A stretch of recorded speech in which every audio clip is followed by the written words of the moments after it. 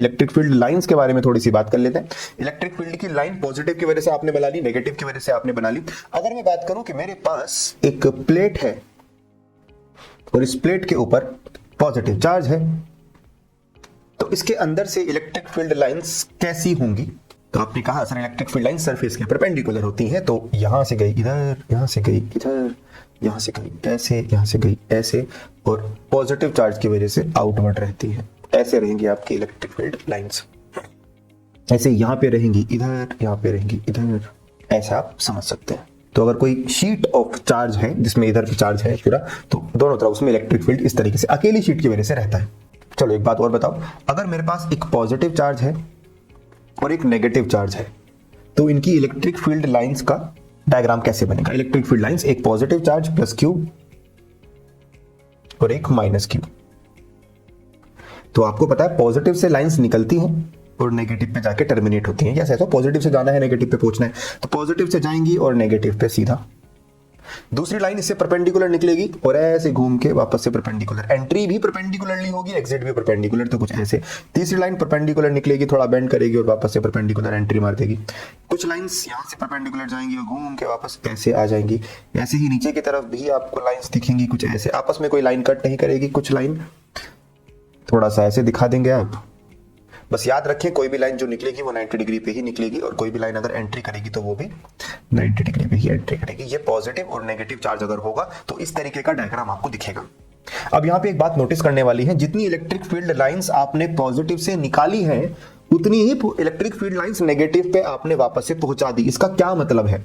इसका क्या मतलब है कि दोनों चार्जेस बिल्कुल इक्वल है, दोनों चार्जेस बिल्कुल इक्वल। तो एक से जितनी लाइंस निकलती हैं दूसरे के पास उतनी लाइंस पहुंच जाती है। अगर इसमें से एक चार्ज बड़ा होता और दूसरा चार्ज छोटा होता तो क्या चेंज आ जाते? देखो, number of electric field lines is proportional to the amount of charge. मतलब अगर यहां पे मैंने कहा कि मेरा चार्ज थोड़ा बड़ा है और ये वाला चार्ज मेरा छोटा है, आपने कहा सर ये चार्ज है Q1 पॉजिटिव में और ये चार्ज है Q2 नेगेटिव में, और आपने कहा कि Q1 is greater than Q2, तो ऐसे केसेस में आप देखोगे कि जो आप डायग्राम बनाओगे आपने इलेक्ट्रिक फील्ड लाइंस का, वो डायग्राम कुछ ऐसा दिखेगा। एक लाइन गई, दूसरी लाइन गई, फिर यहाँ पे तीसरी लाइन गई, फिर आप कहेंगे ये चौथी लाइन है, ये पांचवी लाइन है, सकता है ये छठी लाइन हो, ये सातवीं, ऐसे करके बस ये डायग्राम है।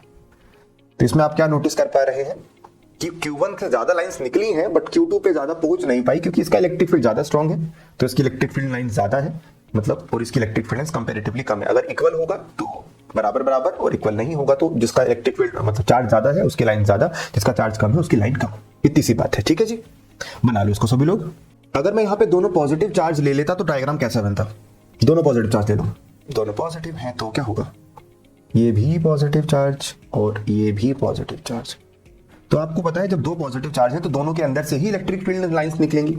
तो जब दोनों के अंदर से इलेक्ट्रिक फील्ड लाइन निकलेंगी, बीच में कहीं इंटरेक्ट होने की कोशिश करेंगे ऐसे निकल के ऐसे, बट क्या होगा? लाइन तो कभी कट नहीं करती, तो एक दूसरे को रिपेल कर देंगी, तो लाइंस ऐसे गई और रिपेल हो जाएंगी। मतलब बीच में कहीं आपको एक नल पॉइंट मिलेगा यहाँ पे, और आप एक रेफरेंस लाइन बना दे डिवाइड करने के लिए इसको दो हिस्सों में।